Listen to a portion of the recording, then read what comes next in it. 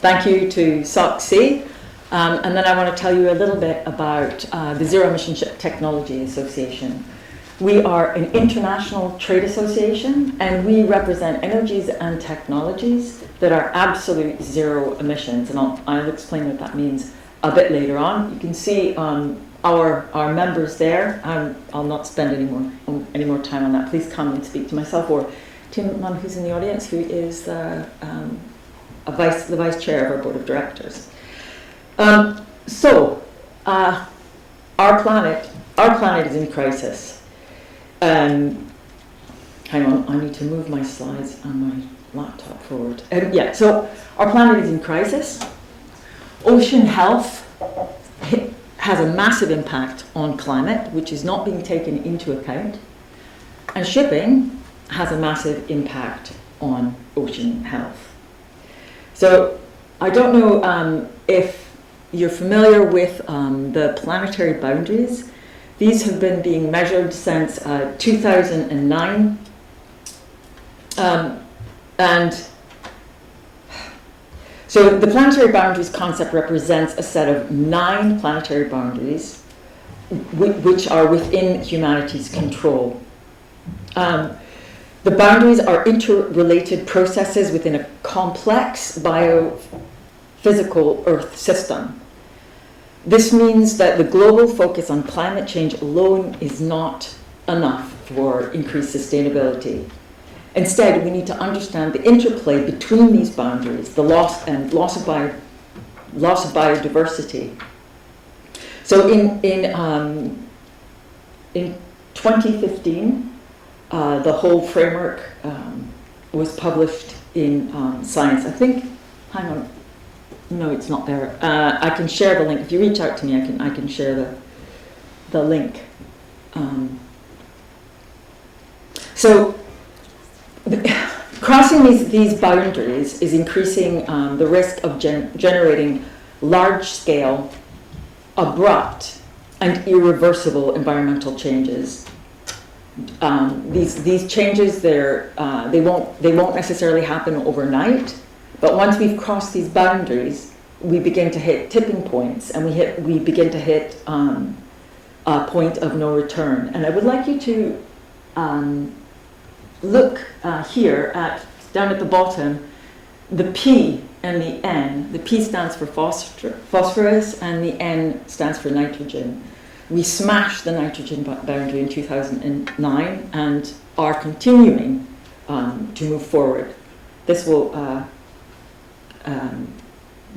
be significant in a next slide. Now, so ocean health.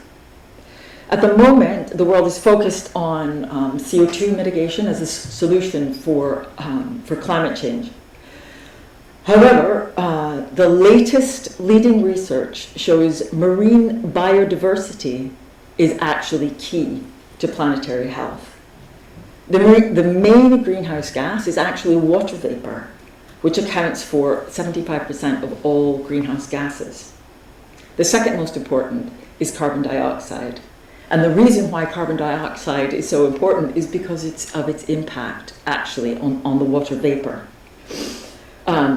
The carbon dioxide is followed then by methane and particulate matters, such as black carbon.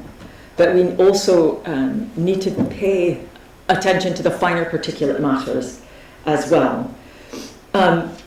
So the concentration of water vapor in the atmosphere is regulated by air temperature with warmer conditions from those emissions, leading to a higher evaporation and concentration of water vapor, creating a self-reinforcing feedback loop, so accelerating further warming. Climate change mitigation strategies and models have focused primarily on reducing carbon dioxide emissions as the means to reduce water vapor. However, this will not work on its own because it assumes that water vapor is only regulated by temperature, which it is not. So this is I'm not sure if you're familiar with the SML, which is the surface micro layer of the ocean. It's up to 1 millimeter thick, and it's produced by marine plankton. Now, until recently, the surface microlayer's relationship to climate change was very little understood, but latest research is showing that it is crucial. The surface microlayer, the SML, it's easier for me to say, SML could be as important as carbon. However, it has not been factored into the climate model. So it's very important that we start looking at this relationship between ocean health and climate, and particularly the surface microlayer. So the surface microlayer, it attracts toxic, forever lipophilic chemicals, microplastics, and black carbon soot from incomplete combustion of fossil fuels, as well as the finer particulate matters. And these are destroying the SML. They're poisoning the plankton and destroying the SML. The marine plankton and oceans combined are the lungs of the earth, actually providing 80% of oxygen. A lot of us think that it's the Amazon, that it's the rainforest, that it's trees. No, it's actually our oceans. But the situation we're in now is we have lost 50% of marine plankton since the 1950s. And it's continuing to decline at least 1% per annum. This will, of course, with increased pollution, this will increase. So that's the takeaway there is, chemical pollution, lipophilic, forever chemicals are actually having a tremendous impact on climate change. So a degraded SML reduces the carbon assimilation, and higher concentrates of dissolved carbon dioxide is accelerating ocean acidification. So without action, we may reach a pH of 7.95 by 2045, even if we do hit net zero by 2030. And basically, this will trigger, basically it will trigger a collapse of life as we know it in our oceans, which then impacts life as we know it on our Earth. Around 3 billion people will be moved into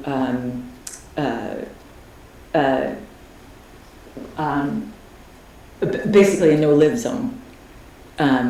So, I think we know what will happen there. This will trigger mass migrations, mass starvation, mass migrations, which of course trigger war. So we can say that climate change is bad, but ocean acidification is tragic. So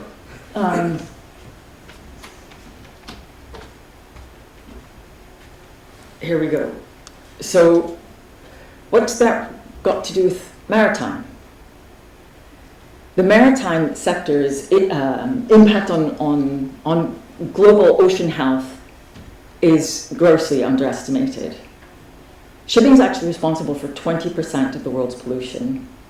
Pollution, particulate matter coming from shipping is destroying the ocean's ability to balance the marine and world ecosystems by, as I said, just degrading that surface microlayer, which is then leading to ocean acidification.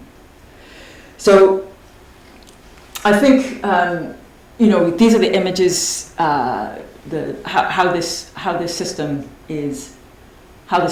works, and the impact that shipping is having on that. But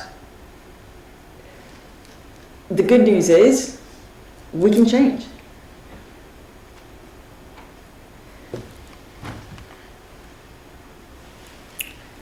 shipping can actually be part of the solution, a big part of the solution. I think we all know that shipping's reach is global and touches everything. The previous speaker said that here in the United Kingdom, our goods, that 98% of all goods that come to our shores are brought by sea.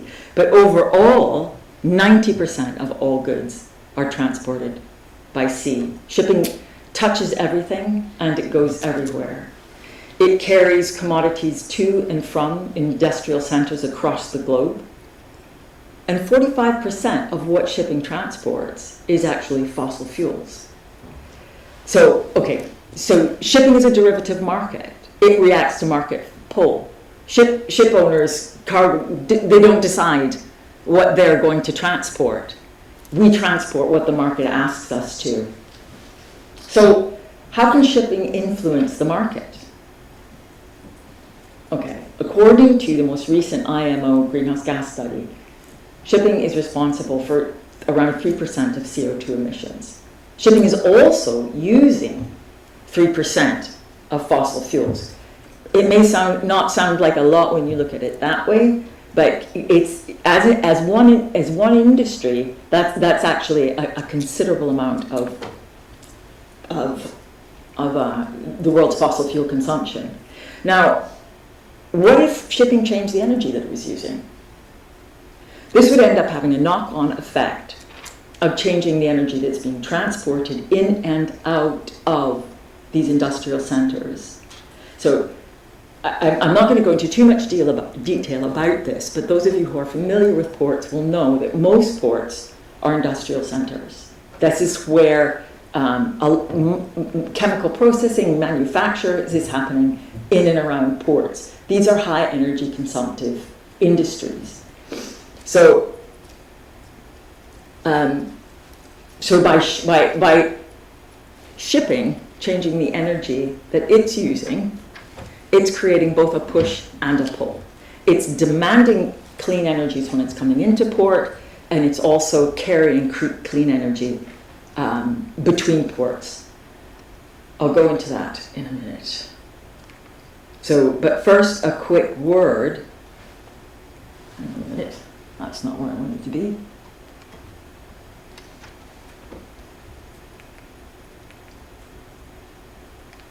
That's okay. I can talk about this. I can go to this slide now. So, right. This is where I said I was going to tell you what we meant by absolute zero. So, absolute zero was defined in a paper at the IMO ISWG GHG 13/3/9 as an energy source that produces no emissions of carbon dioxide or other greenhouse gases across all scopes, where there's no direct emissions from fuel consumption or indirect emissions from energy purchased or any GHG emissions from production to end use. So zero means zero means zero. It's absolute zero.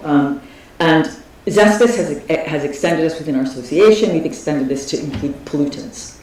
Therefore, all the technologies that are represented by our association are absolute zero emission. And also, this QR code, please do grab that code. That will take you to our latest submission to the International Maritime Organization, where we talk about the different technologies, the technology readinesses of these absolute zero emission technologies. I'm going to speak a bit about them here in the presentation. But it'd be good for you to be able to have access to that. Right. So I'm just gonna. Sorry, the presentation I'm looking at is not exactly in the same format as this one. So.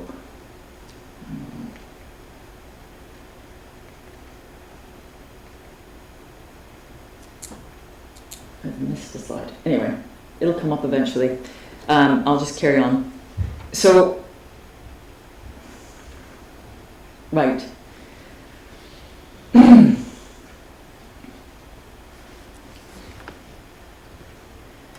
So there's a slide missing out of this presentation, so I'm a bit taken aback. So what I want to speak about now is we looked at where shipping's moving in the previous map. And now let's look at where the energy resources are around the planet. This is a map that was produced by the International Energy Association. And according to their most recent report, given the global renewable energy resources and planned electrolyzer projects, the levelized cost of hydrogen in 2030 will range between $1.5 and $4 US, with, as you can see, the majority of that falling below $3. Now, when we combine this with the upcoming regulations, we'll start seeing cost advantages for using green hydrogen. So more than achieving a cost parity, you will actually be at an advantage using green hydrogen. But we're not in 2030 yet. So how do we get from here to there? How do we get to the point where in 2030 there actually will be green electricity and green hydrogen available on a global basis? So let's look at where we're at now. Okay, in this diagram we can see where there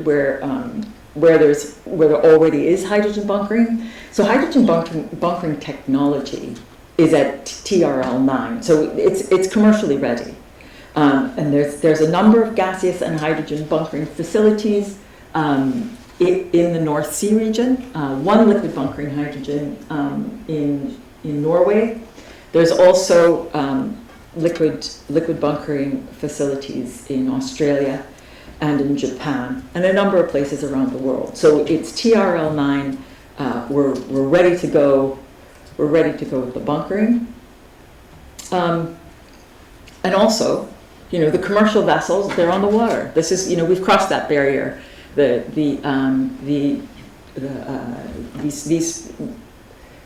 vessels have gone through the alternative design route. It took a long period of time, but now they've gone through class. The die is set. So there's a growing number of fully operational commercial hydrogen electric fuel cell vessels. These two, I'll just speak about these two. There's the Sea Change over there is using gaseous hydrogen over on the name's up there. It's operating in the San Francisco Bay Area. And it is using swappable gaseous hydrogen storage for rapid refueling. So Sea Change has 360 kilowatts of fuel cell, 242 kilograms of compressed hydrogen storage, and she can operate for 2 days between refuelings. So Haida in Norway is using liquid hydrogen, and the liquid hydrogen enables a greater onboard storage volume as well as rapid refueling rates. So she can refuel at, I can't remember off the top of my head. So she has 400 kilowatts of fuel cell power and stores 300 tons of liquefied hydrogen storage. Her daily consumption is 150 kilograms, which means she's actually got 2 weeks autonomy.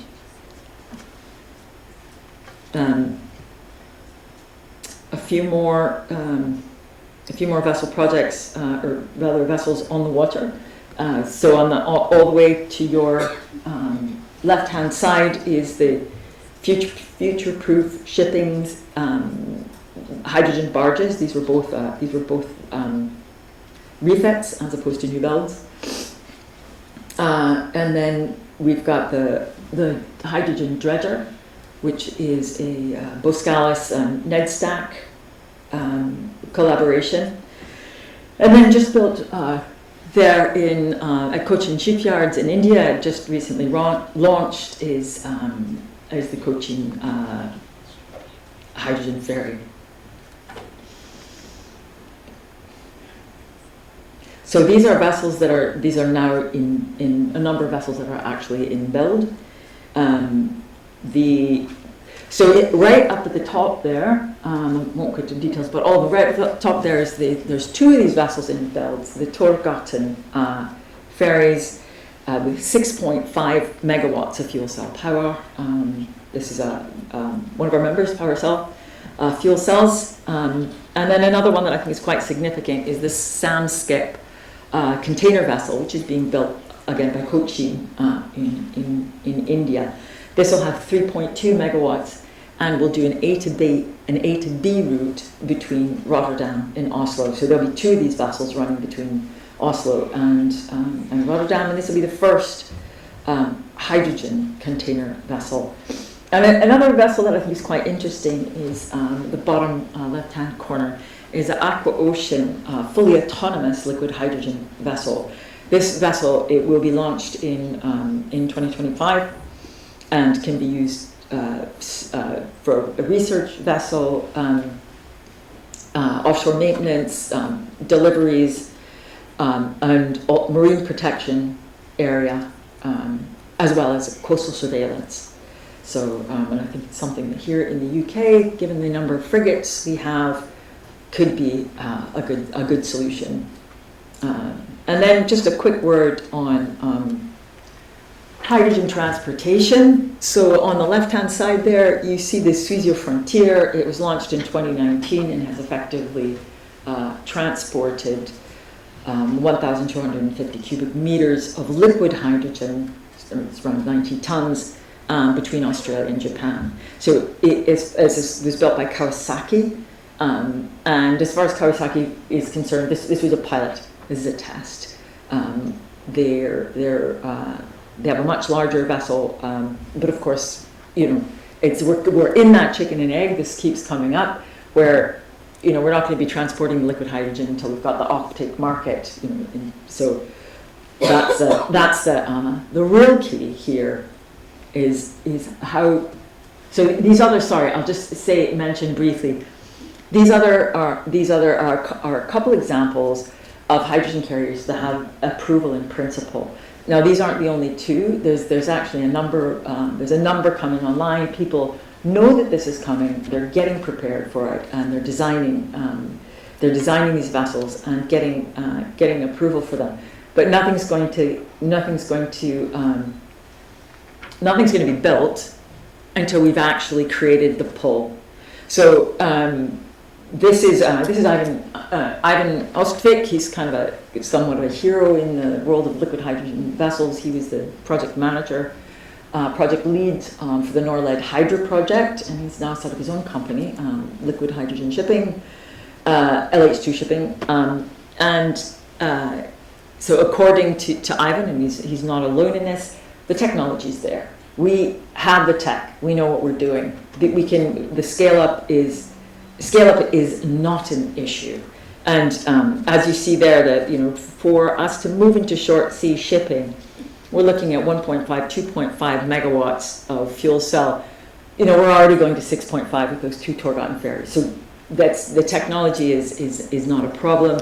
We've seen with Hydra 2 weeks autonomy with the amount of hydrogen that it can carry. So the tech's not the problem. The onboard volume isn't the problem when we're using liquid hydrogen. The problem now is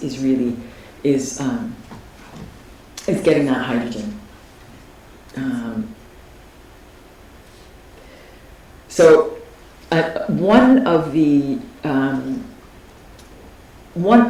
Issues getting the hydrogen. So one of the ways we can actually reduce the amount of hydrogen that we're going to need on board is through electrical systems and electrical efficiencies. To get to absolute zero, it's not going to be hydrogen alone. So here are some technologies that are going to help us get there. Absolute zero emission vessels are electric vessels. So we will need electrical charging systems, and as well as highly efficient onboard electrical energy systems and energy storage systems. So or ESS. At the moment, the highest, one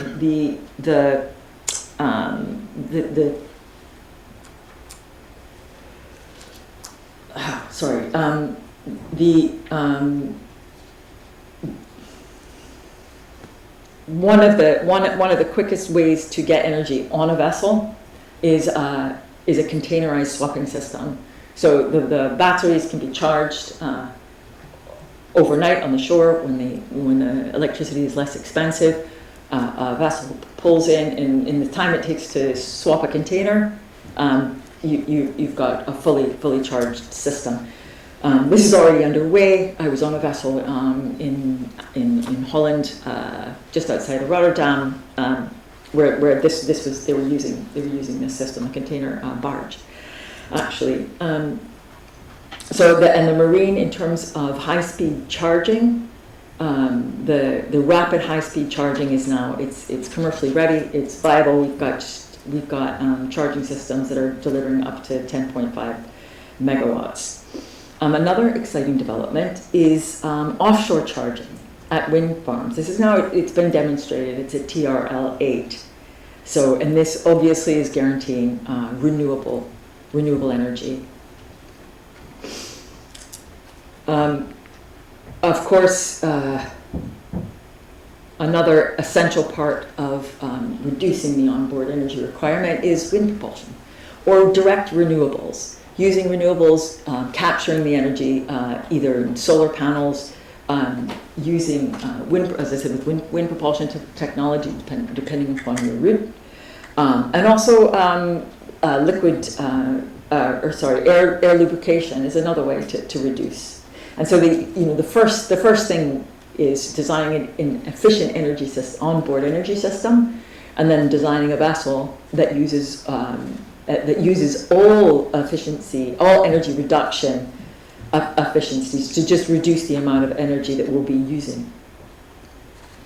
So I like to say that our association is a bit like an absolute zero emission Lego set. No matter how you put the pieces together, they all add up to zero emissions. Oops, I'm not on the slide. There it is. There's our absolute zero emission Lego set. We've seen how we can do that on a shipboard level. Now we need to see how we can do that how can we do that on a full ecosystem level? So how do we get that from a couple of pilot vessels, a few little port projects, to actually transition the global system? So just a quick word on market transformation. Markets do not transform from the top down. Markets transform from the bottom up. They always have, and they always will. What we're talking about, what I'm talking about, what our association is representing is niche markets. These are innovators first coming into the market. Interestingly, this particular market transformation is having the push from the climate situation, which is creating a stronger policy push and pull and market push and pull, which is supporting us. So what we are working toward is this going to work? I want to point, but you can see it, is these niche markets growing, strengthening, and eventually overcoming the regime. The regime is fossil fuel shipping, and fossil fuel shipping, it will eventually sink. Niche markets are going to take over the regime. How do we accelerate that? How do we make that happen faster? So that's not where I want to go. Back. Okay. So let's look. This is an example of a port. So this happens to be LA Long Beach because I could get a good image. In this port, we see electrical charging, we see hydrogen bunkering, we see electric and hydrogen ferries, we see electric and hydrogen container vessels, as well as offshore charging. Now, as you've seen, all of this technology exists, right? It's all there. So we know that absolute zero emission technology is possible. And as I said, for return to base, so like your offshore vessels or return to base, and A to B routes, like the Samskip container vessel going between Rotterdam and Oslo. The next stage is building out infrastructure that will support coastal and short sea shipping. Most of these vessels don't have regular routes. They do what's called trapping, meaning they often don't know what their next port of call is going to be. So for them to transition to a fully electric vessel, or in cases of longer routes, to a hydrogen vessel, they need to be assured that they can get the electricity and the hydrogen in what area, ever their area of operation is going to be. So the next stage is expanding the technology and the infrastructure. So what we are working on, the Zero Emission Ship Technology Association, is we're bringing together all of the stakeholders, the key stakeholders, the ports, the ship owners, the energy providers, to create ecosystems, to create these absolute zero emission ecosystems. We're starting in the North Sea and Baltic region, so UK. Our first workshop will be in Aberdeen. Our first workshop of this type will be in Aberdeen. Certainly not our first workshop. Will be in Aberdeen, and what our goal is to bring together all of the stakeholders in the North Sea region and in the Baltic region to align. Right. Let me put this a different way. So as I said, for a ship owner to invest in a hydrogen vessel that's tramping, they need to know that that hydrogen is going to be everywhere, right? So for a port to invest in hydrogen infrastructure, they need to know that there's going to be enough vessels to support that infrastructure. So the idea is that we will bring together the stakeholders from around the North Sea and the Baltic region who are interested in getting into this space, and get people to agree to make the commitment together at the same time. So you've got a port operator saying, I know that I'm going to get enough port calls to support my investment. So ship owners are saying, okay, I know that there are enough ports that I will always be able to get my hydrogen. And more importantly, or as importantly, you have the hydrogen producer who's saying, okay, there is enough offtake in the North Sea region for me to now invest in the hydrogen production. And for a bunker company to be able to say, wow, I'm going to invest in a liquid hydrogen carrier, because now, so it's lining up that supply chain so that each stakeholder within that supply chain can get to final investment decision. So 1, 2, 3, jump. Everybody's ready to go all at the same time. That the risk is shared across the supply chain. North Sea region, coalition of the willing. We've got so many stakeholders in this region that really want to make that move. I think it's going to be this is going to be the easy place. We've also got a coalition of the willing in the Pacific Northwest. So we'll then move to the Pacific Northwest. The same type of workshop, and the same with Singapore and Asia. There's a Singapore, Korea, Japan, again, coalition of the willing. And you can see, when you look at those shipping routes, the connection. We set up a hub in Singapore, we set up a hub in the Pacific Northwest. We begin bringing in enough energy, enough infrastructure to support a trans-Pacific and a transatlantic route. And so this is what the future looks like for us. We're not saying that all of global shipping is going to see absolute zero emission, but the possibility for it being absolute zero emission is there. So I'm gonna stop there so that we've got time for questions. So. Thank you, Matt. Could you just give a round of applause?